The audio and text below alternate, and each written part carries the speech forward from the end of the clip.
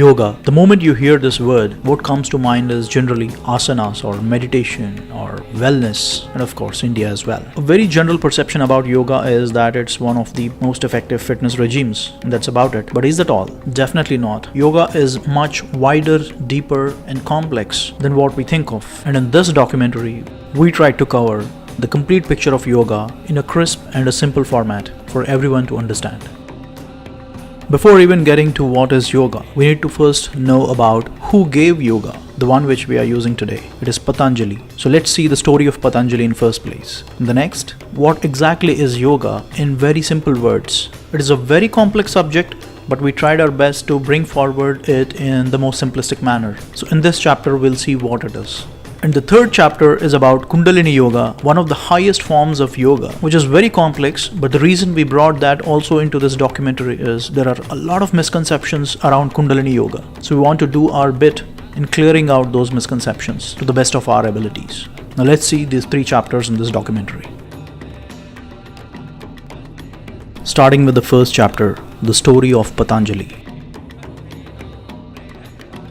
As per Shiva Mahapuranam and couple of other scriptures, one day Lord Shiva was in a deep state of ecstasy in the form of Nataraja and performing a special type of cosmic dance called Ajapa Tandavam. While this event is happening, Bhagavan Sri Mahavishnu goes into a deep state of meditation and experiences the cosmic dance of Shiva. Very much interested in this course of events, Adisesha, who is the Vahanam of Sri Mahavishnu, requests him he also would like to experience the ecstatic dance of Nataraja. That's when Bhagavan Sri Mahavishnu orders Adisesha to go to Chidambaram, a place which is the abode of Mahadev in the form of Nataraja. And that's where you can get to experience the celestial event of Shiva Tandavam. In simple words, Sri Mahavishnu orders Adisesha to go to Chidambaram and serve Nataraja. One day, a woman named Gonika was praying to Surya Bhagavan for her wish of bearing a child, and as she held her hands in a praying pose, which is called as Anjali, both palms joined facing above the sky, a small baby snake fell from the skies into her hands, and that baby snake is no one but Adisesha himself. As he fell down from the skies into her hands, the downfall in Sanskritam is called as Patana, and the folded hands is called as Anjali. As he fell into the folded hands from the skies, Patan plus Anjali, Patanjali, became his name, and he took up an incarnation of a humanoid snake. So after taking up that incarnation of Adisesha as Patanjali, in a place called Chidambaram in today's Tamil Nadu, where Mahadev is worshipped as Nataraja, that's where Patanjali served Nataraja. The worship of Nagas has been deeply into the culture of India since times immemorial, and Patanjali being Adisesha is highly revered and worshipped even today. And wherever Mahadev is shown as Nataraja, he has two attendants with him.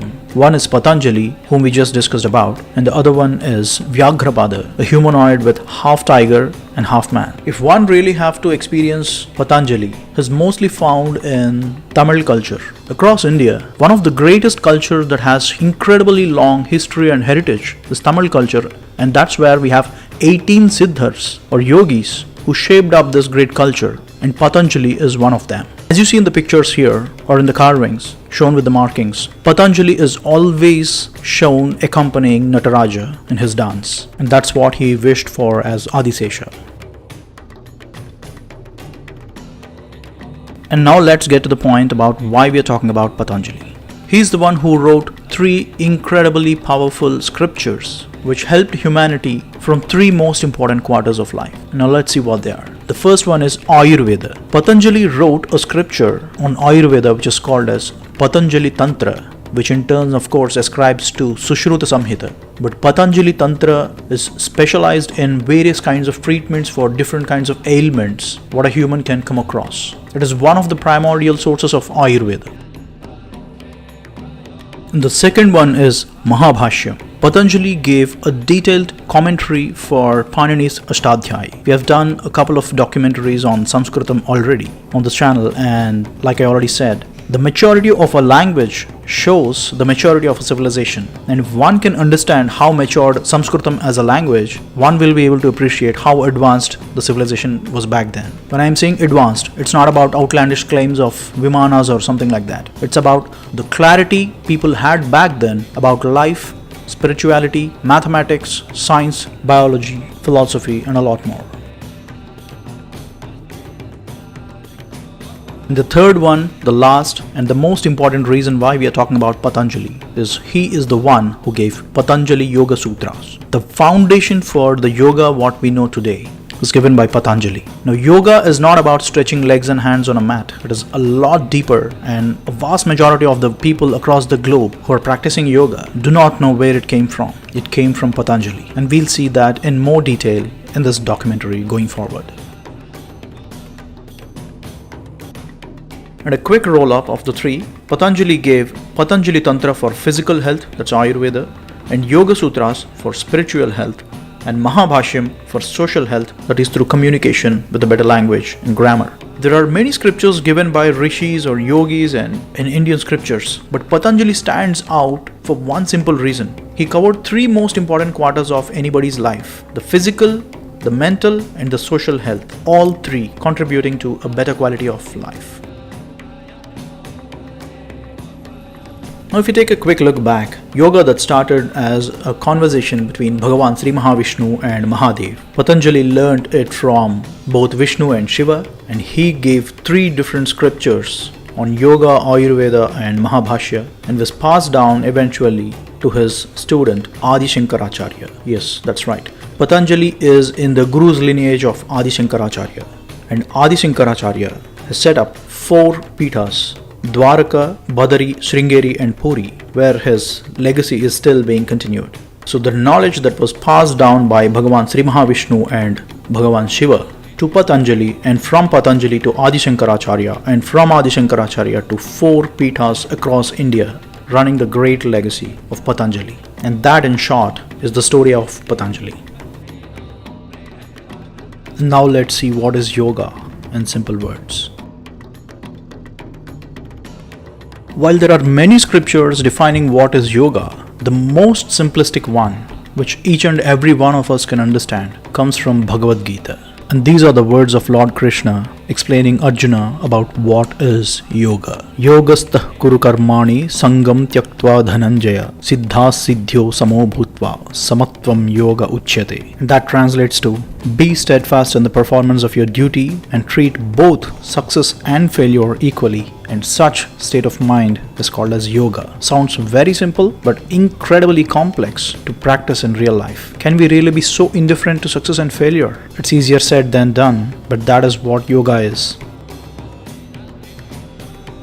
Now that you understood the most simplistic definition about yoga, now let's get to one of the most complex definitions of yoga as well. And this is what Patanjali defines yoga as: Yogas chitta vritti nirodha. Sounds so simple, but the meaning is so deep. Yoga is a process of restraining chitta from any fluctuations. A very loose translation of this word chitta is mind, but it is actually not mind, it's a state of mind, and we'll see in a minute what it is. Let's step out a bit towards the human anatomy. The structure of the brain, as we know, is scientifically classified into 4 different parts, rather 5. So there are 4 lobes, which is called as cerebrum, and 1 lobe called as cerebellum. And these 4 lobes together are frontal lobe, which is responsible for personality characteristics, decision making, movement, and actions like that. And the parietal lobe is more about identifying the objects, interpreting pain, touch in the body. So these are the functions of this part of the brain. Occipital lobe, it controls the vision and the color perception, about your abilities on recognizing the colors. All those are stored in this part of the brain. And the 4th one is temporal lobe, which is mostly the reservoir for short-term memory, hearing, speech, perception of musical rhythm, etc. And the 5th part is cerebellum, which is to coordinate voluntary muscle movements, to maintain the posture, balance of the body, etc. So this is the construct of human brain as we know today. And depending on which state of mind you are, different parts of brain gets activated and the actions are directed accordingly. Now, if we try to understand the same human brain as per Yoga Siddhantam, the anatomy is classified in a different format. Towards the left, what we just saw, the lobes with different functions, the physical classification of the tangible parts of brain, that's how the anatomy is classified. While in Yoga Siddhantam, the human brain is classified into 4 levels. 4 levels of consciousness, or in simple words, 4 different states of mind. So the state of mind defines how the brain behaves. So the first level is manas, and the second level is ahankara or ahankaram, and the third level is buddhi, and the final level is chitta. These are the 4 levels in which a human brain could oscillate. And on a lighter note, you should not be comparing these two because the purpose is totally different. The scientific classification is more towards understanding the physical properties of a brain, while Yoga Siddhantam focuses on a holistic approach about how your brain would function in different states of mind. So they are not contesting but complementing each other. It is quite important to understand these 4 levels of brain as per Yoga Siddhantam. So let's briefly see them, starting with the first one, manas. Manas is a state of mind where the sensory perception of pleasure and pain takes the center stage. And in any of your decision makings, such kind of a pleasure would be the deciding factor whether you would like to opt for something or not. It depends on the pleasure or pain you derive from doing that specific thing. You take the call whether you want to do it or not. And that is the state of mind called manas. And the second one is ahankaram. Here, it's an egocentric attitude in decision making. So if I take a call in a self-centric approach, it's like I, me, myself. If I take a call in that note, then it is in the state of mind called ahankara. And the third state of mind is called as buddhi, where the decisions are made in a more rational approach, ability to discriminate what is good, what is not, and then take a call. Then that state of mind is called as buddhi. And the final and the topmost level of consciousness or your state of mind is called as chitta, which is the highest level where there is no difference between pleasure or pain. And honestly, this state of mind is very difficult to put in words. Apparently, they say that it is the highest level of consciousness, or in simple words, the most stable state of mind where you will not be affected by any reason whatsoever and you are in full control. Your thoughts, emotions, feelings, everything is in full control of yourself and you will not be distracted by any other means. And that rock steady state of mind is called as chitta. And if we reflect the definition of Patanjali, what he's saying is restraining chitta from any kind of fluctuations. That means how can you hold yourself in such kind of a rock steady state of mind where there is no space for neither pleasure nor pain. Holding your brain in that state is called as yoga. Like I said, it's a complex definition. So yoga is a practice where you raise your state of mind from manas to chitta. And once a person realizes the chitta state of mind, then there is no difference between God and man. If a person is in the state of mind of manas, it's called as pashu, and his journey all along these 4 levels of brain, reaching out to the highest level, is called as the journey towards Pashupati. A more mystical definition about yoga is a Pashu becoming Pashupati is called as yoga. Pashu refers to anybody who is in the state of mind of manas, and Pashupati is anybody who is in the state of mind of chitta. And this is also the reason why there has been a saying of Aham Brahmasmi, which means I myself is the God. It's just that I have to realize it getting into the state of chitta. So that's a more of a mystical definition, but that's what it is. And this is also the reason why in Hinduism it is said that you are responsible for your life, good or bad. Further down, Patanjali explains about a process in which you can attain the highest level of chitta. And he says that it is an 8-step approach. Yama, Niyama, Asana, Pranayama, Pratyahara, Dharana, Dhyana and Samadhi. These 8 are considered as the 8 limbs of yoga or 8 steps towards the highest level of consciousness of human mind. And this is called as Ashtanga Yoga. Let's briefly see the 8 what they are. Starting with the first one, Yama. It means having external discipline. And it is 5-fold: being non-violent, truthfulness, not stealing, and not wasting energy, and not being greedy. So this is the very first step in yoga that one has to practice. Strictly follow these 5 guidelines. And the second step is niyama, which means to have internal discipline, and is again 5-fold: bodily purification, contentment, spiritual observance, self-study, and devotion. These are the 5 important traits one has to develop to get into the second phase of Ashtanga Yoga, which is Niyama. And the third phase is Asana.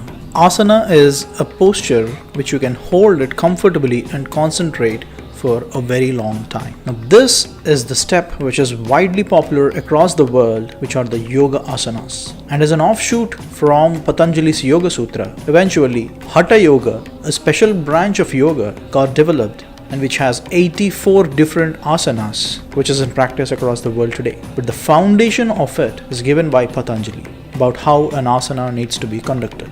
The main objective of asana is to sit comfortably for a long time in that posture and concentrate deeply on the entity that you would like to meditate. That we'll see in a short while. And the fourth step of Ashtanga Yoga is pranayama. This is also reasonably known across the world. Controlling the motion of exhalation and inhalation flows is called pranayama. And one very important point here with respect to pranayama is, it sounds to be so simple and easy task, but it is a very, very complex process, and I'll hold that for a minute because we're going to see something related to pranayama in a short while. Up next, and the fifth step of Ashtanga Yoga is Pratyahara. It is a process of withdrawing the senses from their abilities. From this step onwards, it goes into a metaphysical nature, but that's what it is. In this step of yoga, it's all about withdrawing the sensory abilities of the sense organs voluntarily. The sixth step is dharana. Dharana is holding the mind onto a particular object of your focus. It could be an entity or an object or a murti of a god, anything that you would like to concentrate and meditate upon. Remember that the choice of the entity is also very crucial. Say for instance, if I am a devotee of Shiva, I could be meditating on a Shiva lingam. And the seventh stage is called dhyana. Dhyana is a state of meditation. An unbroken flow of knowledge from that object of meditation is called as dhyana. At this point, the person who is meditating will think of nothing else except the entity about which he or she is meditating. Say for instance, if I am meditating on a Shiva lingam, I think of nothing else but fully just about that Shiva lingam. And that state is dhyana. And this state is very powerful because this state of dhyana is the foundation for Buddhism, which originated eventually from Hinduism, and it is called as Zen as it went eastward. Dhyana became Zen. The eighth stage of Ashtanga Yoga is Samadhi, a final thoughtless state of mind. It is called as Samadhi. And this stage, a person will realize his or her highest state of mind, which is Chitta. It is difficult to verbally articulate what the stage is, but they say that this is the stage where one can realize Aham Brahmasmi, that I myself is the God. Back in the year 1961, a French cardiologist conducted a research in India about voluntary control of heart with yoga. A lot of experiments were done on 4 to 5 highly proficient yoga gurus who can stop their heart, yes you heard it right, who can voluntarily stop their heart to almost a steady state during the deep state of yoga. Sri Tirumala Krishnamacharya, yoga guru who is highly revered, who practiced yoga for his lifetime. So a research was conducted on Sri Tirumala Krishnamacharya along with 4 other yoga gurus, where they could stop their heart. You can see the ECG or the electrocardiogram reports here. The one which is highlighted is in a deep state of yoga of Sri Tirumala Krishnamacharya, where he took control of his own heart and he slowed it down, not with an intention to slow down, but when he enters that highest level of state of mind, which is Chitta, with a strong practice of pranayama, even the involuntary functions of the body can be brought into control. And anyone who meditates at that state, like I said, will be in the rock solid state of mind and body as well. A person taking control of involuntary functions of a body might go against the current laws of modern medicine, but that's the limitation of modern medicine, where yoga goes much beyond that. It is just that we haven't discovered fully the potential of yoga. And this research paper details about how the yogis in India back then took complete control of their body, including the involuntary functions. This is the power of pranayama. And Hatha Yoga says that if pranayama is done in a right way, it will cure many bodily ailments. And if it is not done properly, it will bring all kinds of new ailments. So that is the reason yoga should always be administered under a supervision of a guru. Now the Ashtanga Yoga which we saw just now, the 8 steps, the journey from Pashu to Pashupati via the 4 levels of mind. It all might sound a bit abstractive or difficult to follow, but that's what it is. It's not so easy. It takes a lifetime of practice. And at the highest state, just like how we saw, the human body responds into a totally different direction beyond the understanding of modern science. In my opinion, the true potential of yoga is not really discovered by the current generation. Hope we will understand it in the years to come. As the Ashtanga Yoga is very complex to understand, that is the reason I pulled up this most simplistic definition about yoga from Bhagavad Gita. We do our duty and stay indifferent to success or failure, and that is yoga, the most simplistic form of yoga which each of us can practice.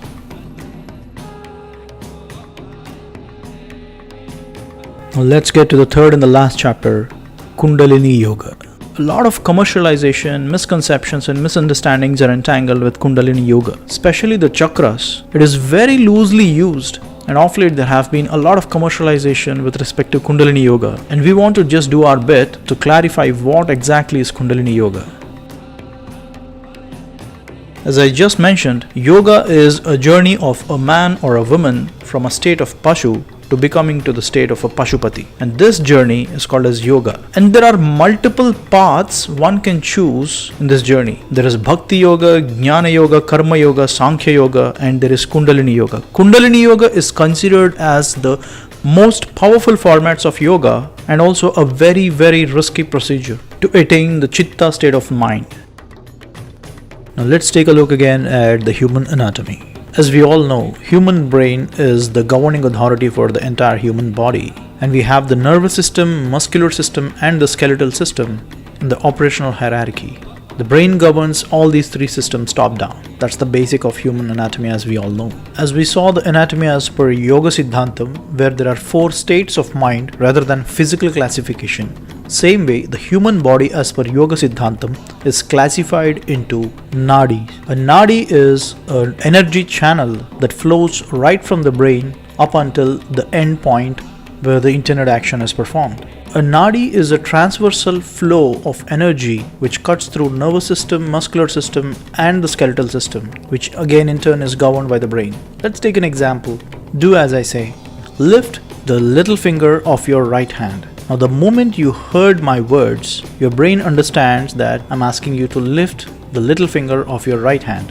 It understands that what is right hand and what is the little finger in the right hand, and sends a signal from your brain to the little finger which you wish to lift, and that's how the action is performed. Now as per human anatomy, this entire process goes through your nervous system, muscular system and the skeletal system because of a signal that was fired from the brain to lift the finger. Now this entire flow of energy right from your brain up until your little finger of right hand could be called as one nadi. So as per Yoga Siddhantam, instead of classifying them independently, Yoga Siddhantam classifies the entire human body in forms of nadis, and there are 72,000 of such energy channels in human body. Again, like I said, it is not a comparison between the human anatomy as we know today versus Yoga Siddhantam. They again complement each other. They do not contradict. Just that the nadis are not practically visible but are a logical classification about how the energy flows right from your brain to different parts of your body. Now that we have a brief understanding about nadis, which is the energy flow, coming to the Kundalini Yoga, it is all about how we channelize this energy flow in human body towards the brain to realize the Chitta state of mind. And to realize the Chitta state of mind, the brain needs to be pumped up with a lot of energy. And how you concentrate the entire energy in your body and pump it up towards your brain to realize that Chitta state of mind is called as Kundalini Yoga in very simple words. If this feels a bit abstractive in nature, then I would again reflect back to the research that was conducted about how voluntarily you can take control of your heart and other involuntary functions in your body. Just that we don't have that enough understanding and maturity. When I'm saying we, it's you and me together. We don't have that enough understanding about what is the true potential of yoga. And Kundalini Yoga is about one such state of yoga where a person can master the art of controlling the energy flow in his or her own body. And this is the reason why Kundalini Yoga is considered as a very, very dangerous practice, and absolutely it is not recommended for anyone. Kundalini Yoga is not something that we pay a fee and learn from somebody from a yoga institute or something. That is absolutely nonsense. A guru who has mastered the art of Kundalini Yoga, in first place, he or she will never teach it for money or any materialistic things. And second thing, Kundalini Yoga is not taught to everyone who asks for it. The guru will assess whether a person is fit to learn Kundalini Yoga, both physically and mentally, and only then he or she will be taught Kundalini Yoga. So all the commercialization that is happening in the name of Kundalini Yoga, just don't trust them. There are other formats of yoga like Hatha Yoga, simple asanas, which are actually meant for everybody. To theoretically understand what is Kundalini Yoga, one can refer one of the most credible sources, that is from Swami Vivekananda. He wrote a book back in 1800s called as Raja Yoga. As part of this book, the anatomy of human body and how the Kundalini Yoga works is explained out in a very subtle and detailed manner. And this is what Swami Vivekananda wrote in his book Raja Yoga about the anatomy of Kundalini Yoga. There are three most important nadis, or the energy channels in human body, called as Ida, Pingala and Sushumna. So this is what he says. If we take the cross section of a human spine, which is in the shape of a butterfly or a 8, the right column is called as Ida and the left column is Pingala. And the midpoint or the mid channel that runs straight across the spinal cord is called as Sushumna Nadi. So these are the three most important energy channels that are very crucial for Kundalini Yoga.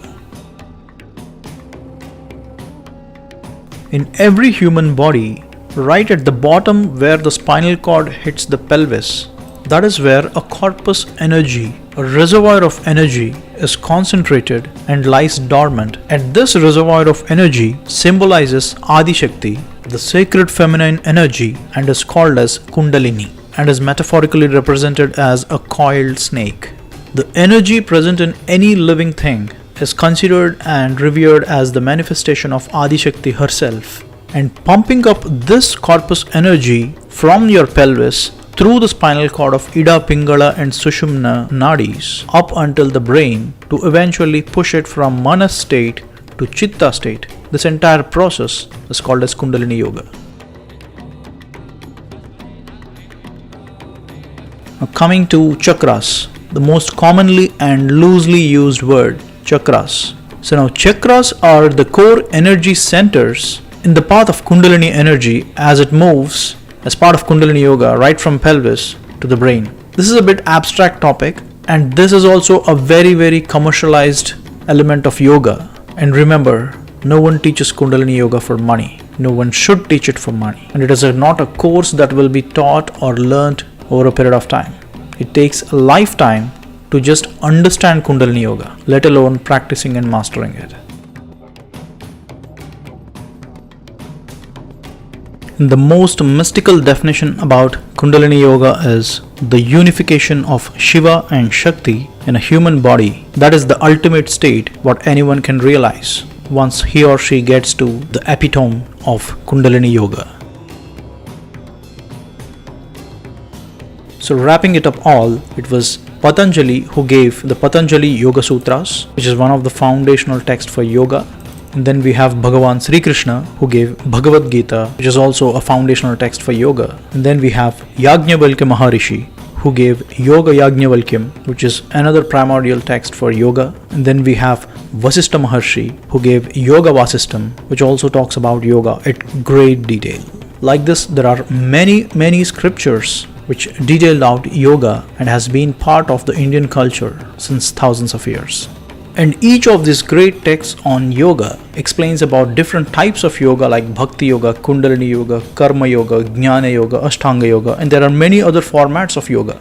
Like I said, yoga is about a journey the journey of a Pasu becoming a Pashupati.